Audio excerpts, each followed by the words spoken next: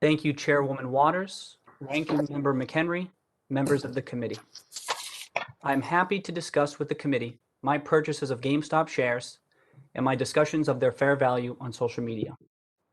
It is true that my investment in that company multiplied in value many times. For that, I feel enormously fortunate. I also believe the current price of the shares demonstrates that I've been right about the company. A few things I am not. I am not a cat. I am not an institutional investor, nor am I a hedge fund. I do not have clients, and I do not provide personalized investment advice for fees or commissions. I'm just an individual whose investment in GameStop and posts on social media were based upon my own research and analysis. I grew up in Brockton, Massachusetts. My family was not wealthy. My father was a truck driver and my mom a registered nurse. I was one of 3 kids and the first in my family to earn a 4-year college degree when I graduated from Stonehill College in 2009. That was not a good time to be looking for a job. From 2010 to 2017, I worked at few startup companies, but there were significant periods when I was unemployed.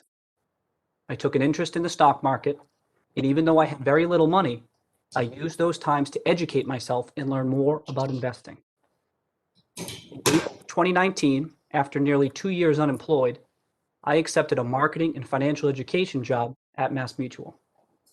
My wife Caroline and I were thrilled that I had an income and benefits.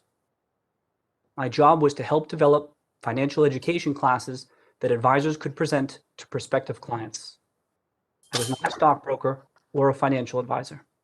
I did not talk to clients, and I did not recommend stocks for them to buy. Before and after I joined MassMutual, I studied and followed stocks. One of those was GameStop. In early June of 2019, the price of GameStop stock declined below what I thought was its fair value. I invested in GameStop in 2019 and 2020 because, as I studied the company, I became more and more confident in my analysis. 2 important factors, based entirely on publicly available information, gave me confidence that GameStop was undervalued. First, the market was underestimating the prospects of GameStop's legacy business and overestimating the likelihood of bankruptcy.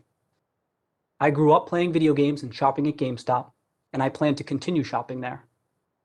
GameStop stores still provide real value to consumers and reliable revenue for GameStop.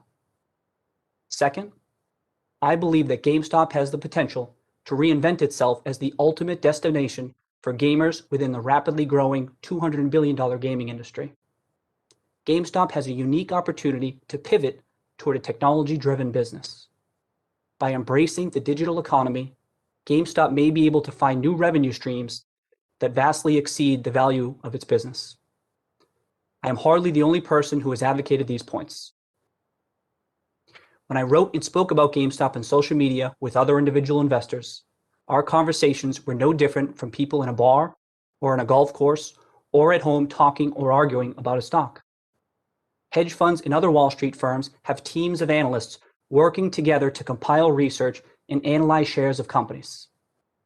Individual investors do not have those resources. Social media platforms like Reddit, YouTube, and Twitter are leveling the playing field.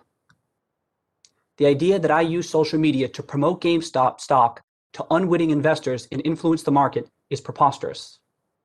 My post did not cause the movement of billions of dollars into GameStop shares. It is tragic that some people lost money, and my heart goes out to them.